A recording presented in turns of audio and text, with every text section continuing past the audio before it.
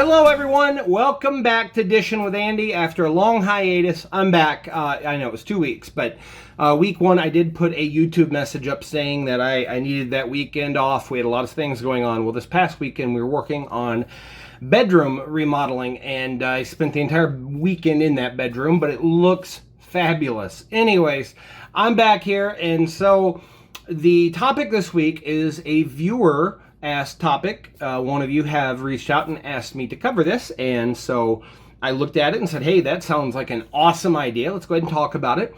It is about the band Lynyrd Skynyrd and a couple of different things involving them. As you know, Lynyrd Skynyrd was headed by Ronnie Van Zant, the Van Zant family. I think there's a band called Van Zant that they're related to or something, or might be one of the other brothers. I didn't deep dive into the family history. But the couple of topics they talked about in the song Sweet Home Alabama, there's a lyric that says, I heard Mr. Young put her down, and Neil needs to know a Southern man don't need him around, or something to that effect. And they wanted to know what that was about. And there was a long-standing feud between Neil Young and Lynyrd Skynyrd, or I guess you'd say like a professional feud or something. And the other one was the lead singer Ronnie Van Zant knew he was going to die and had talked about it for years before he died. And so it's quite the interesting topic. So before we get into it, I'm going to say there's going to be talks of sensitive subjects, slavery, and things of that nature in this. And any views or opinions expressed are mine. You're welcome to have your own, but that don't mean we can't have a cordial discussion about those types of things. So basically, to start off, the song references Neil Young, and they talk about Neil Young, Southern man, don't need him around. And what is that about? Well, Neil Young had a couple of songs before Sweet Home Alabama. There was one, I can't remember the name of it, but there's a second song called Alabama, which is basically like a remake of the first song. And Neil Young basically, in Lynyrd Skynyrd's eyes, was putting down the entire South because of slavery. And they didn't like that. They were like, Neil, we're not all like that. So that's why they put that lyric in the song. They were tired of the stereotypical drunk redneck, not responsible for anything attitude that was being portrayed by them. They even commented saying that Neil Young was Canadian, and what would he know about the South, basically, in private conversations and in interviews. And so they were mad. They were rightfully, peed off. Especially their home of Alabama. So that is why there was like this little feud going on between them. Now, Neil Young actually said in an autobiography, I think in 2012 or 2011, that he deserved the shot from them. He deserved it. He said, I don't even like the lyrics I wrote. He goes, they sound hateful. They sound accusatory, and that wasn't my point, but he can understand why that happened. Matter of fact, after the plane crash that killed a lot of the band of Lynyrd Skynyrd, Neil Young actually covered Alabama and Sweet Home Alabama in honor of them. Now, when I say covered, I listened to the audio. You can find it out there. It sounds like he butchers the song, honestly. But yeah, I never really did care for, Neil Young's music and Bob Dylan or anything like that. If I'm going to listen to folksy music, it's going to be Simon and Garfunkel, but it's not going to be those guys. If you like it, that's fine. You don't, you understand why you don't, because I don't.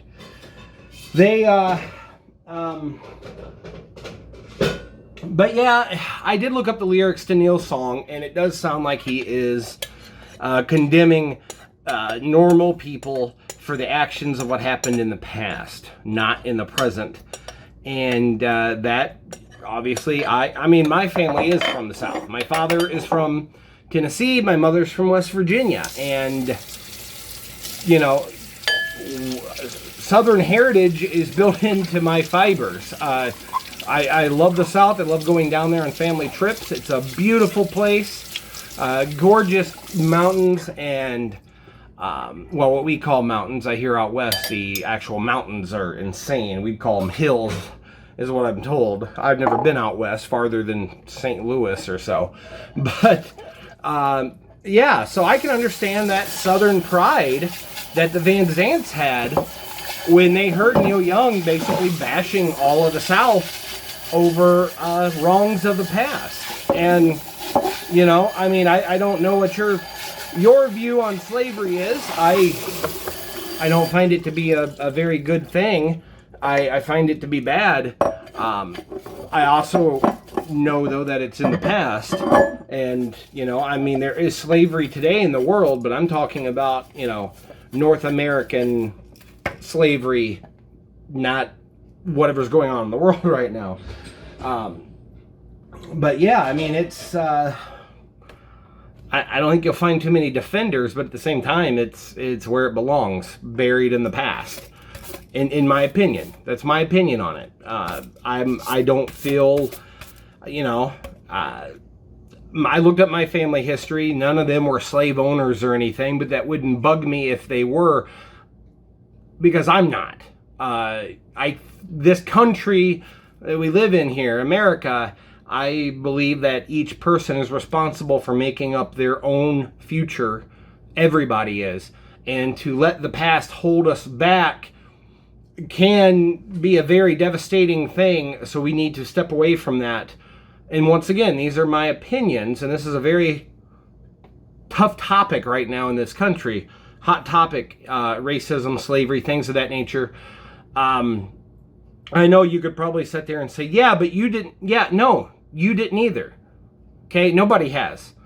There is nobody alive today that was a slave in that time. If you're a slave right now, call the police. You shouldn't be. But nobody alive today is.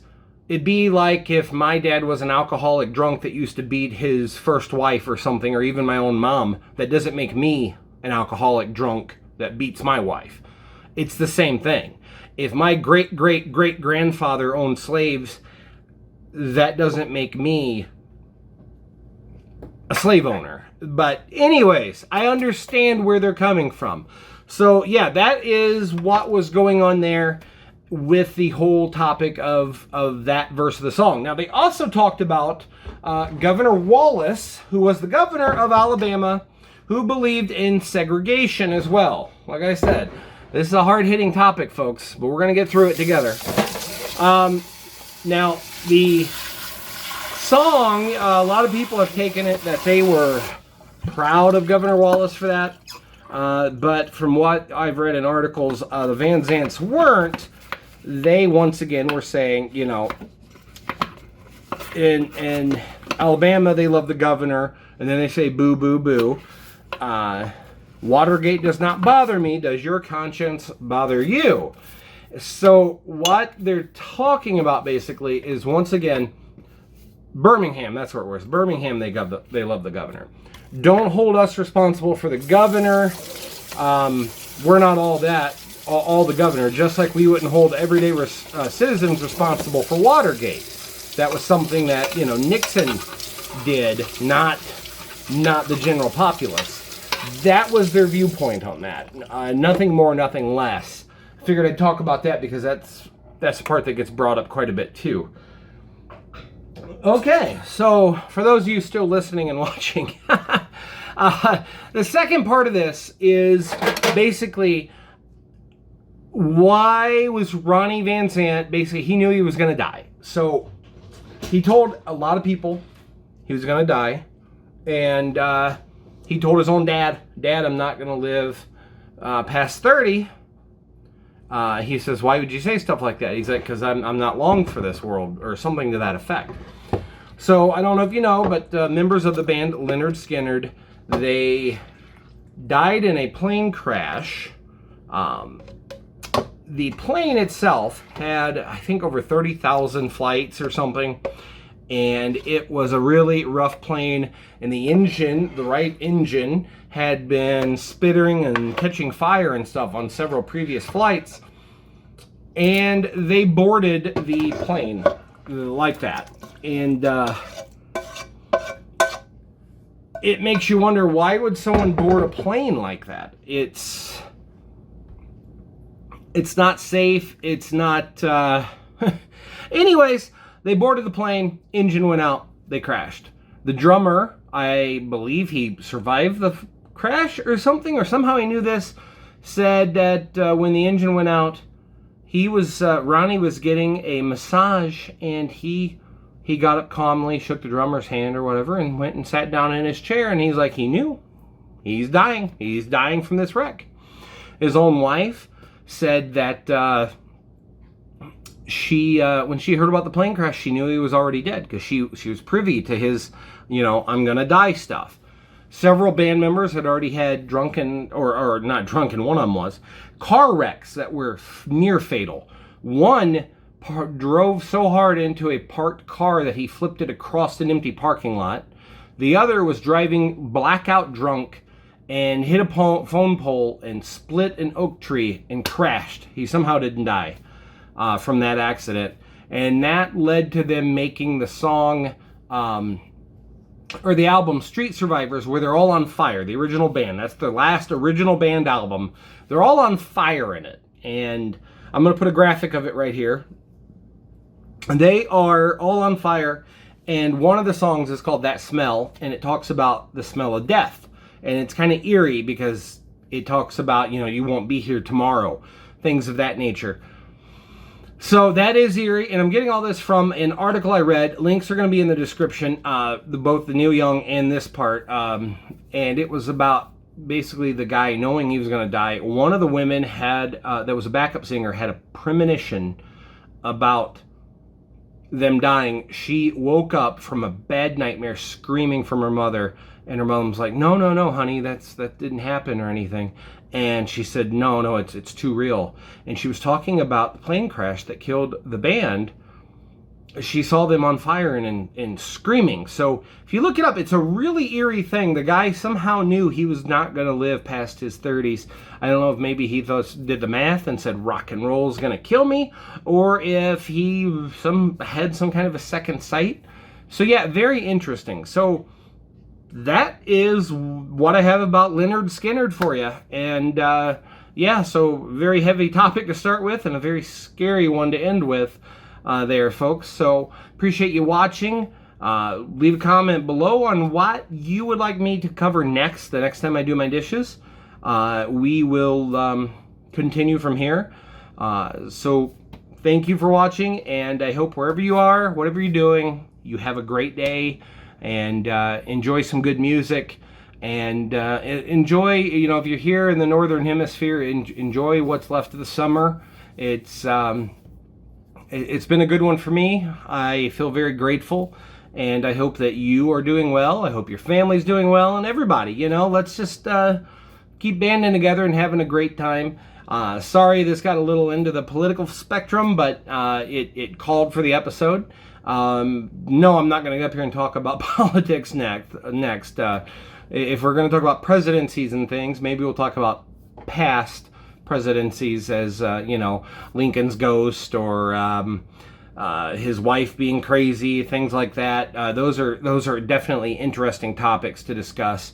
JFK's assassination, I could cover that. Just let me know. There's all kinds of neat theories. We can talk about stuff without getting too riled up. Point of doing this was never to be like screaming about how you should live your life or anything like that. I'm just trying to entertain and get my dishes done. But yeah, thanks for joining me, and everybody, have a great day.